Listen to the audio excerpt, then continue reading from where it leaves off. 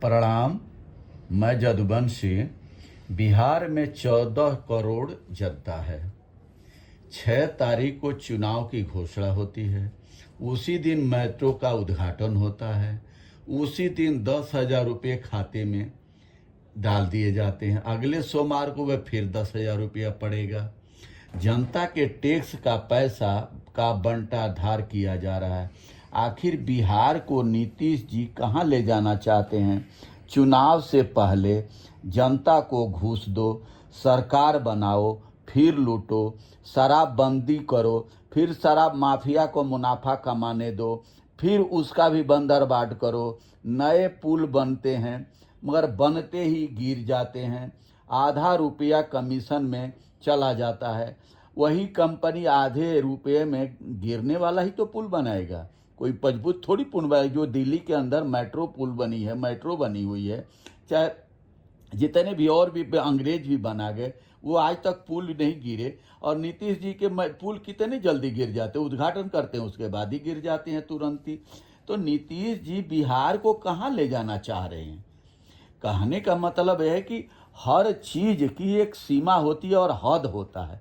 बिहार में हर चीज का डबल इंजन की सरकार है। जनता का रोजगार के बारे में कोई बात नहीं करना। पेपर लीक हो जाता है, उन माफियाओं का कुछ नहीं बिगड़ता है। जितने भी रेत माफिया हैं बिहार में, इतने रेत माफिया हैं कि उनका भी कुछ नहीं हो पा रहा है।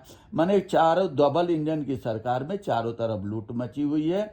और जनता के पैसे के टैक्स के पैसे को आप इस तरीके से फ्री दे रहे हैं। जैसे शुरू में आप 5 साल तो नीतीश जी अच्छे काम किए।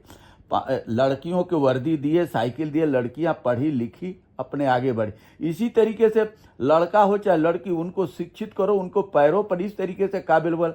केंद्रीय विद्यालय आप खोलते हैं, तो केंद्रीय विद्यालय गांव में क्यों नहीं खोलते? सरकारी स्कूल जो सरकारी नौकरियों में जहां जहां वो ट्रांसफर होंगे, उनके बच्चे वहां वहां उसी भाषा में पढ़े। तो भाई किसानों के बच्चों के लिए क्यों नहीं केंद्रीय विद्यालय की तर्ज पर स्कूल खोलते कि उनके बच्चे भी पढ़ लिख करके आगे बढ़े, कि किसान और पिछड़े दलित आदिवासियों को मजदूर बने। जो सरकारी आदमी है, सरकारी अधिकारी है, उनके बच्चे तो केंद्रीय विद्यालय में, नवोदय विद्यालय में, पब्लिक स्कूल में, इस तरीके से इसको पढ़े। तो ये कहने का मतलब है कि अब बिहार को शिक्षित में, शिक्षा के मामले में, स्वास्थ्य के मामले में आप एक शब्द भी नहीं बोलेंगे, ना कोई उसका कुछ करेंगे। और फालतू के बाद खाली चुनाव आएगा तो सब भाई बहन माई बहन के खाते में डाल दो, उनका चुनाव ले लो, चुनाव जीत जाओ, फिर उसी ढारे पर चलते रहो।